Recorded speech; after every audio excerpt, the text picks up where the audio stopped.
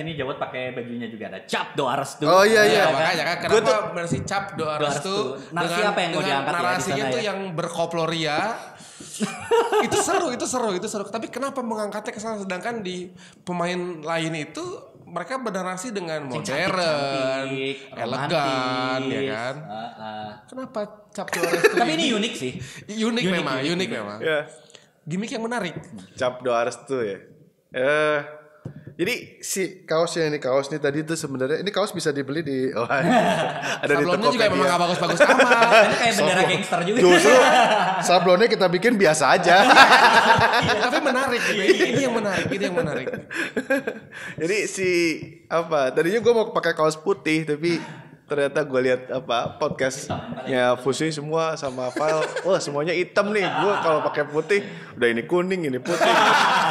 Dan, Siram. Iya, kira gue hitam. Nah, tapi nama Cap Doa Restu tuh sebenarnya dulunya tuh Outbreak ya. Outbreak Workshop. Namanya ya sama, mungkin tadi biar terlihat keren, biar terlihat ada penobrakan bahasa Inggris gitu ya. Narasi yang kita bangun gitu. Nah, lalu setelah akhirnya vakum, si Outbreak ini tuh vakum setahunan gitu, kita nggak ngapa-ngapain karena ada kesibukan dari gua, Jivo, waktu itu bareng di Outbreak juga ada Rifan dan semua teman-teman, ada Bastian juga sekarang, ada Teddy. Riwah gitu lagi sibuk gitu, terus akhirnya nggak ketemu tanggal yang tepat untuk mengadakan event dan kita belum menentukan nama. Sampai akhirnya tahun lalu sekitar Maret kalau nggak salah, udah deh yuk kita eksekusi. Jadi itu awalnya gini, Januari eksekusi skip 2019. Katanya. Maret ketemu di Wedding Jakarta.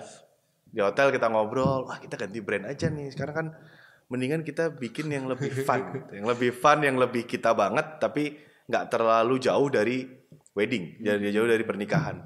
Cari nama tuh, akhirnya kita inget tulisan mohon doa restu kan. Kalau di pernikahan pernikahan di rumah-rumah atau di desa, tuh misal gue datang ke nikahan saudara, terus suka ada tuh zaman dulu mohon doa restu. Dengan si boxnya itu. Dengan si box gitu. mohon doa restu.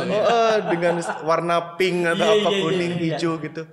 Wah itu aja bro, si Jivo ngomong gitu. Oh menarik juga, tapi jangan mohon doa restu. Akhirnya muncul lah, udah deh Cap Doa Restu gitu. Karena kan kita ya udah ini biar dicapin Cap Doa Restu plus kemudian memang kalau cerita agak ribetnya yang sok dalamnya mah, wah ini kan fotografi, videografi pernikahan tuh ada doa restu orang tua, lalu kemudian kita motret juga harus direstui. Tapi itu bullshitnya lah, gitu. Intinya kita inget karena ada tulisan itu, oh, keren nih gitu. Tapi walaupun maknanya memang seperti itu juga. Maknanya akhirnya ke sana gitu. Lalu kenapa dangdut? Ya balik lagi karena kita mengingat tulisan itu justru ada di acara-acara yang Identitas begitu. Indonesia adalah identiknya di dangdut. Kalau logo ini mungkin ketika lo penggemar Palapa, ya, ini kan logo Palapa. Iya benar. Palapa ada fontnya juga, warnanya juga kita sama. Ya Palapa itu lebih mahal loh ngundang Palapa daripada ngundang home band tuh bro. Iya.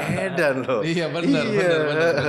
Berarti Cap Doa Restu ini sekarang juga fokusnya di kursus visual ya kalau saya lihat. Iya, awalnya emang niatnya itu kan dia hanya kursus visual. Ibaratnya ya kita berbicara dengan cara kita gitu. Mungkin karena kita merasa wah kayaknya obrolan kita dikit-dikit ngomongin kalau di Cap Doa Restu kita ngobrol di grup atau apa, kalau nggak nyinyir gibah ngomonginnya ribet gitu, filsafat atau apa ya.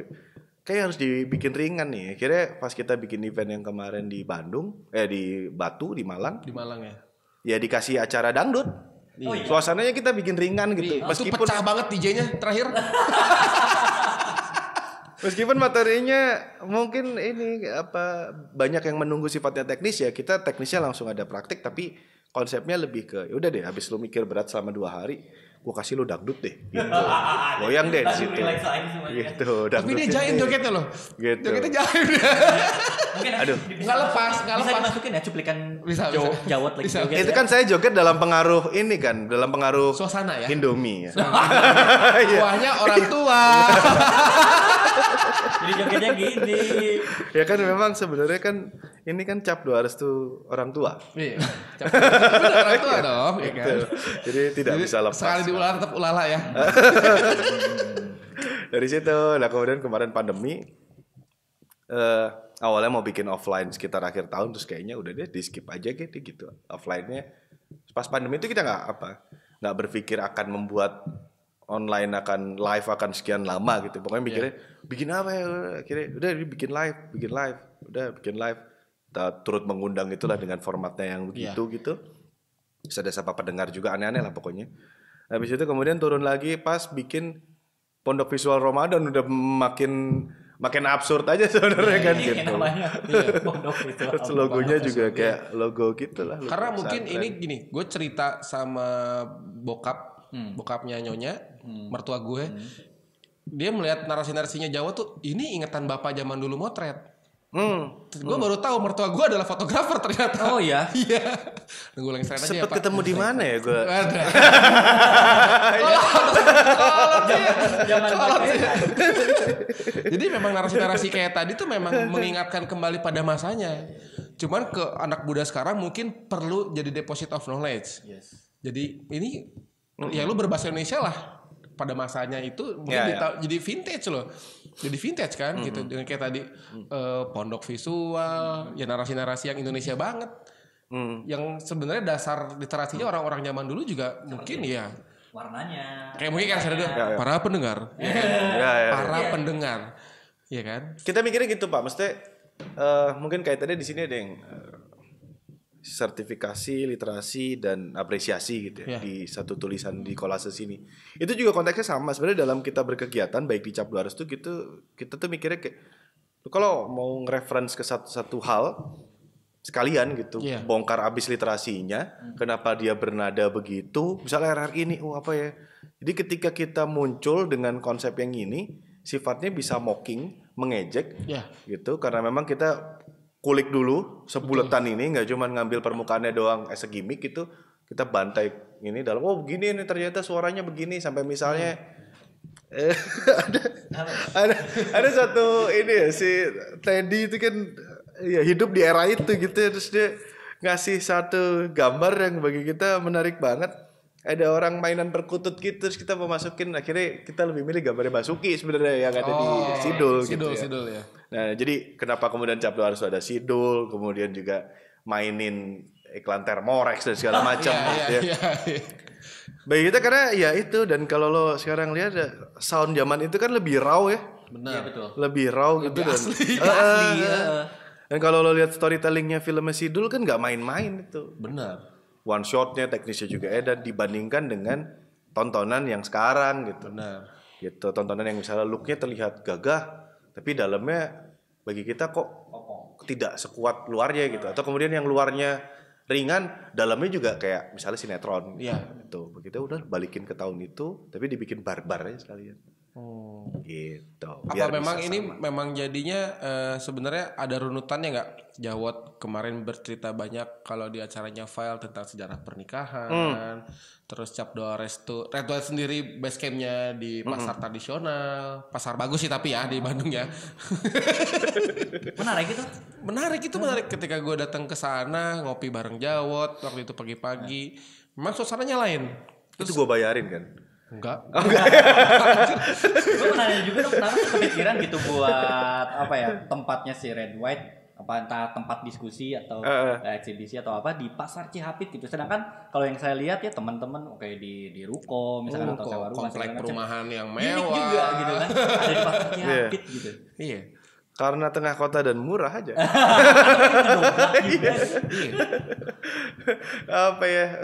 Kalau itu mah lebih dulu kita ada di Jalan Bengawan tuh sewanya cukup mahal dengan yang kita dengan pola hidupnya Red White, pola manajemennya tuh nggak kayaknya kemahalan deh gitu.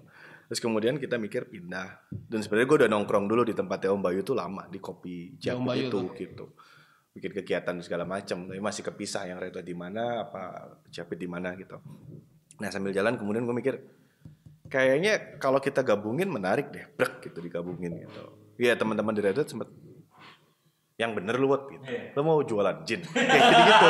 Celana jin maksudnya ya. Celana jin. Bukan jin botol bukan. Wah, ya enggak juga, Bro. Yang penting memang ada tahapan membangun narasinya dulu. Dan yang paling kunci sebenarnya secara manajemen kita juga ngeh bahwa wong klien kita tuh frekuensi meeting offline-nya kecil parah gitu. Itu tuh jarang banget meeting offline gitu. Banyak kan meeting online terus ya udah kalau memang meeting offline-nya kecil, kenapa juga kita perlu kantor dengan kos yang besar gitu. Betul. Udah kita pindahin ke pasar, ntar gue coba kembangin narasinya gitu. Nah rencananya setelah pandemi mungkin sekitar setelah Agustus gitu ya, akan dirubah jadi Red White dan Cap 200 tuh sebenarnya. Di situ. Itu Jadi, tuh. Cap 200 tuh merchandise ada di situ, mungkin ada tulisan, ada ilustrasi, ada Red White ya. Meskipun fungsinya Red White juga tetap sama sih. Membiayai sewa tempat. Tidak lebih dari itu. Normal ya. Masih normal aja. Renovasi gitu-gitu dan kita gak banyak juga offline meeting. Jadi so far so good lah. Kalau untuk branding mungkin repot iyalah, pasti orang mikirnya dari pasar dan segala macam, tapi kita hitung-hitung resikonya. Ya mungkin resikonya segini nih. Kalau mau dieliminir ya tinggal usahanya aja lebih edan, bikin kegiatan apa kek. Kalau kita workshop Bondok Ramadan juga di situ, ya gitu-gitu aja. Tempat yang beberapa kali di workshop di Cihapit. Iya, beberapa kali di Cihapit. Begitu, ya itu konteksnya lihat Mau dan ngopi ada rasakan. Om Bayu, mau makan ada Mbak Ning ya. Dibayarin kan sama gua. Sip. Oke. Gitu. Jadi ini buku yang jilid pertama ya. Jilid pertama ini. Jilid pertama ya. Oh iya, tadi ada sejarah ya. Sejarahnya gimana? Sejarah fotografi pernikahan tadi ya. Waktu di file gue juga cerita itu gitu. Jadi di buku ini tuh yang gue belum naikin artikel yang itu ada di jilid 2 yang sejarah fotografi jilid 2. pernikahan. Di sini gue lebih fokus ke sejarah keindahan dan kecantikan yang ada di pernikahan. Oke, misalnya. Berarti unsur-unsurnya mungkin ya. Gue harus sambil baca biar gue nggak salah gitu ya. Coba halaman berapa gue mau tes? Baris keberapa coba gue mau tes? Kalau saya ditanya halaman berapa, sebenarnya saya nggak hafal karena yang ngasih halaman bukan saya. Yang ngasih halaman Satria. Kamu udah baca belum? Iya. Saya terakhir baca kapan ya? Nah ini nih kayak di sini gue menuliskan tentang itu gitu. Contoh di halaman 25 itu yang judulnya indahnya fotografi pernikahan. Di sini kan gue membuka dengan pertanyaan begini loh. Kalau lo membayangkan kota Paris, kenapa kemudian satu tempat yang paling sering muncul adalah Eiffel Tower. Eiffel terus ya orang ngomongin, wah Paris tuh Eiffel, gue pengen foto di Eiffel sampai ada titik fotonya gitu segala macam. Dan kenapa kita nggak bisa melihat kenapa kita nggak bisa membayangkan hal yang lain ketika membayangkan Paris gitu? Kecuali mungkin orang yang punya referensi cukup itu main ke sana segala macam. Tapi mayoritas orang akan berpikir Paris itu Eiffel. Padahal di tempat lain banyak tempat-tempat yang indah-indah juga gitu kan. Walaupun gitu. Si Eiffel itu kan cuma semacam rangkaian emang ikonik aja. Iya. Tapi kenapa bisa BTS, Eiffel tuh BTS kayak kita. BTS kan halus gitu. Di sini juga banyak Eiffel ya. Band Korea kan. BTP atau BTP? BTP. Bukan PTW ya. Itu Gubernur Jakarta yang dulu. BSP. Lagi kerjain politik dia. BSP Nasari, ya KSP yang suka nge-SMS kita kredit-kredit itu. Oh iya. Nah, dari Eiffel gue mau jadi pintu untuk kita membayangkan kalau kemudian kita melihat Paris sebagai Eiffel, kenapa kemudian kita membayangkan kecantikan di pernikahan sebagai A gitu. Bertahun-tahun gitu. Iya. Gitu. Kenapa kemudian kalau pengantin harus pakai veil? Karena dalam konteks yang normal juga kita ada dalam konteks kajian budayanya tuh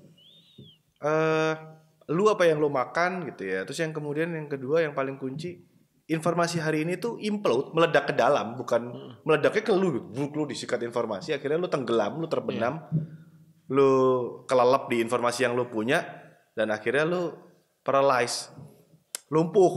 Jadi lu nggak bisa ngelakuin sesuatu yang lain selain itu, gitu. Sama dengan ketika kita membayangkan, ketika ada teman-teman, ini kok fotonya gini ya, ini foto kok pendekatannya gini kan, harusnya kalau dulu begini begitu. Nah, gue pengen narik soal itu gitu. Kenapa kemudian indah di pernikahan kaitannya harus dengan kecantikan yang begitu? Kenapa kemudian perempuan banyak yang pingin terlihat dari kiri? Angle-angle tertentu ya? Angle-angle tertentu gitu. Lalu kemudian kenapa kalau mau motret ke pantai harus sunrise dan sunset gitu? Padahal ada juga yang menikmati siang-siang. Menikmati siang-siang. Biru gitu. Dengan panasnya juga. Dengan panasnya.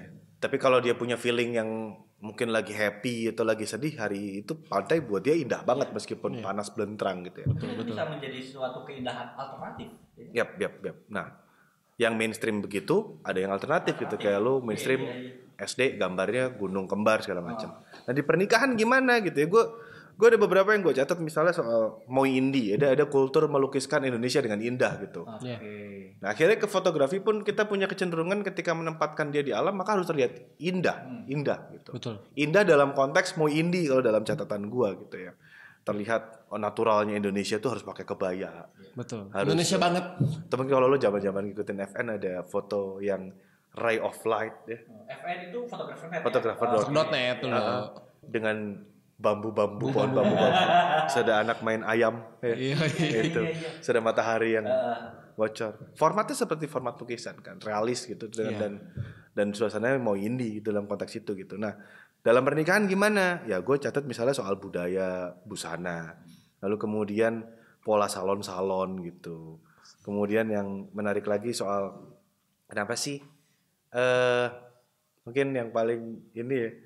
Pernah gak, lu ngalamin gak sih foto prewedding pakai jas putih, celana putih itu juga gua tulis gitu. Dan tahun itu mungkin FC pakainya begitu. Iya ya. Putih. Iya ya. Pada masanya. Jadi sesuatu nggak mungkin terjadi dalam ruang hampa kan. Ketika dia hadir, ya. Sesuatu tidak akan terjadi pada ruang hampa. Ya dia tek sendiri begitu gitu. Pasti kemudian berkaitan dengan banyak hal yang lain, yang lingkar yang lain. Dan ternyata tadi itu artikel yang gue baca salah. Jadi bukan yang itu. Di prank. Mana ya? Di prank. Gak ketemu. Iya. Cep bantuin cep. Belajar bla bla bla. Bisa bikin halaman Givo. Yang bikin halaman nih Satria. Waduh. Semua berkamera, preset. Givo itu saya buat artworknya, ilustrasinya. Iya, untuk ilustrasinya sama Lord Givo ya. Wajahnya lebih mirip kepada Haji Bing Slamet ya, Haji Adi Bing Slamet buat Pak Givo. Nah, mana sih gue ada satu, tapi teman-teman kalau ada yang baca boleh nih sambil anjir. Oh ya, di sini tuh gue ada catatan tentang majalah Sarinah misalnya ini nih. Judulnya adalah Untuk Dikenang Oleh Kita dan Mereka gitu. Di kolase nomor 3. Ini gue menceritakan majalah pertama pernikahan yang gue temukan ada di tahun 1883. The Marriage Number and the Bridal Number gitu namanya. Nah, kemudian ada majalah Modern Bride 1934. Nah, di Indonesia kemudian ada majalah yang memulai urusan pernikahan berjudul Femina, Kartini gitu ya, Sarina tahun 70-an gitu. Nah, gue nggak kalau sebenarnya majalah-majalah itu kemudian adalah majalah gaya hidup perempuan, wanita. Cewek banget ya. Pernah nggak membaca majalah gaya hidup laki-laki yang mengulas pernikahan? Nggak ada. Nah, itu kan menjadi menarik gitu kan. Dari sudut pandang gue. Ada. Men's Health adanya. Iya. Men's Health kan, gitu. Yang kotak-kotak gitu. Itu yang kotak-kotak gitu. Elmen kali. Nah, dari situ kemudian gue membayangkan, ya wajar ketika kita di acara pernikahan, mindsetnya pun memotret perempuan yang utama. Lalu kemudian ketika kita ngomongin pernikahan, seolah-olah itu di Indonesia acara perempuan dan bahkan dunia gitu. Iya. Laki-laki kesannya cuek gitu. Dominannya adalah di perempuan ya. Karena pola medianya pun beratus tahun begitu. Dan untuk kasus prewedding juga Iya, yang nentuin konsep majoritinya kadang-kadang perempuan gitu. Bahkan laki-laki jadinya background. Iya, kadang-kadang gitu kan jadi background. Padahal yang bayar laki-laki biasanya. Iya. Atau polanya rata-rata seperti itu. ketika disuruh milih foto, udah dapat belum pilihan fotonya? Belum, Udah mas, gue serahin aja ke cewek gue. Jadi antara cowoknya nggak mau ribet atau memang secara natural si ceweknya juga memang yang dominan? Dua-duanya Sebenarnya. Nah, pertanyaannya secara manusiawi nih. Nah, persoalannya adalah kenapa kemudian menjadi dominan? Ya. Apa yang membuat dia berpikir bahwa dia yang dominan? Gitu. Iya. Nah, bagi gue di situ melihat pola medianya berpuluh-puluh tahun, sisinya sisi situ yang diangkat. Terpolakannya di situ. Persis. Kayak lu nonton judulnya Captain America terus kemudian lu sedih karena kemarin? Dia tua. Iya, dia tua itu dan banyak kan konteks superhero gitu. Iya. Hero yang kemudian berbeda, Deadpool gitu. Kenapa superhero begini, Bro? Tangil banget ya. Iya, karena kita berpuluh-puluh tahun hero di kepala kita ini. Begitu, juklaknya begitu. Ketika kemudian masuk misalnya obrolan yang lain gitu ya, Fusui misalnya nggak gitu, DC Comics dan Marvel ngumpulin kalau Satria atau superhero harus kekar kan? Iya. Nah kaitannya nanti dengan komik Indonesia di tahun itu juga Gatot-Kaca jadi kekar segala macam gitu. Visualisasinya. Nah di pernikahan juga terjadilah kurang lebih. Oke. Gitu. Begitu mendalamnya Gitu, ya. Pernikahan akhirnya menemukan literasi yang ini patut dibaca sih nih bukunya. Yap. Jadi buat teman-teman yang belum punya, Lihat dengan rasakan. ini ada di stok nggak sih Pak sekarang Pak? Di stok ada 200 stok lagi. Terus dia ada playlist lagu. Kalau mau berangkat wedding, iPod. Biar lebih berkesan ya nanti. Bikin playlist ya. Iya ini harusnya ada di Spotify, cuman belum keurus Spotify-nya. Terus ada ini mah yang ini ya, how to yang gue bilang tadi, maksudnya iya di sini ada. how to versi kita ya, how to yang kita ngelakuinnya gimana gitu, terus kita kasih contoh foto, misalnya komunikasi gitu. Kan sering pertanyaannya kayak, cara komunikasi itu gimana? Ya lo mau ngobrolin apa? Mau komunikasiin apa dulu gitu. Nah, di sini kita ceritain itu, lalu kemudian di sini komposisi, cara kami di Red Light, cara kami di Red Light secara santai untuk ngecek komposisi satu tim lah gitu kira-kira. Gitu, jadi selain soal kolase-kolase yang mungkin wah ini mah budaya banget gitu atau sifatnya kajian literatur banget, sebenarnya di belakang ada meskipun dikit lah, tapi memang nggak perlu banyak-banyak sih. Kalau banyak ada di kursus visual. Ya. Jualan visual. Jadi sebenarnya pertanyaan terakhir, Pak Jawad bikin buku ini agar pembaca bisa dapat apa? Nggak ada sih tujuan buku ini saya tuliskan bukan untuk pembaca sebenarnya. Tujuan buku ini saya tuliskan untuk saya agar pikiran saya jadi rapi aja. Untuk merapikan pikiran yang dikomersilkan. Kalau yang beli, alhamdulillah. Iya kan? Gitu. Jadi kan sebuah karya juga, karya tulis. Kadang-kadang kalau ngobrol gitu ya, kalau ngobrol atau nanya-nanya, kadang gue ngobrolnya ngelantur gitu. Nah semoga teman-teman ketika membaca ini lebih bisa ngelihat cara berpikir gue yang tersusun gitu. Daripada misalnya ngobrol atau di workshop atau di kursus, kadang gue suka kemana-mana. ngelantur nggak jelas gitu. Oke. Karena di bawah pengaruh Cap Dua Restu. Ya. Gitu. Terus orang tua. Sekali ulala. Tetapi Bayang gitu kan. Bikin playlist ini dong, bikin playlist keroncongannya juga. Oh iya nanti yang di jilid 2 memang playlistnya itu. Oh jadi playlist yang satu tadi udah ada. Iya playlist 1 tuh sangat Britpop banget ya. Nanti linknya ada di description lah ya di bawah ya. Itu. Oke. Ini paling saya nunjukin kesaksian aja. Ini saya cap jempol di sini real. Ya ini. Jadi kalau misalnya kita lihat di sini ada capnya. Ini 500 ngecap segini. 500 begini saya. Cangkel pak gitu kan. Dan ada tulisan dari Jawadnya ya. Awalnya saya mau pakai cap 3 jari. Cuma saya mikir kalau saya makan kan saya pakai pakai sendok. Soalnya gak disensor sih. Oke, kayak gitu. Sip. Thank you banget Pak Jawad ya. Siap. Sukses bukunya. Terima kasih teman-teman tunggu file buku Fusui, keduanya Pak di Satria. Oktober ya. Oktober ya rilisnya. Oktober. Next what with Cap Dua Restu? Apa ya? Nggak ada sih. Cap Dua Restu nggak ngapa-ngapain dulu. Kita ngerjain yang harus dikerjain. Sama mungkin kupas tuntas buku ini. Harusnya udah running minggu ini, tapi mungkin runningnya minggu depan. Nah, gue nggak tahu teman-teman nontonnya kapan ya. Jadi pokoknya nanti ada bedah buku ini di lebih detail ya. Di Cap Dua Restu nanti kita bahas esai per esai lah. Oke. Sip. Siap, kita tunggu bedah bukunya dari si Jawad alias Mas Fitra Sujawoto. Lihat, dengar, rasakan. Alright. Thank you.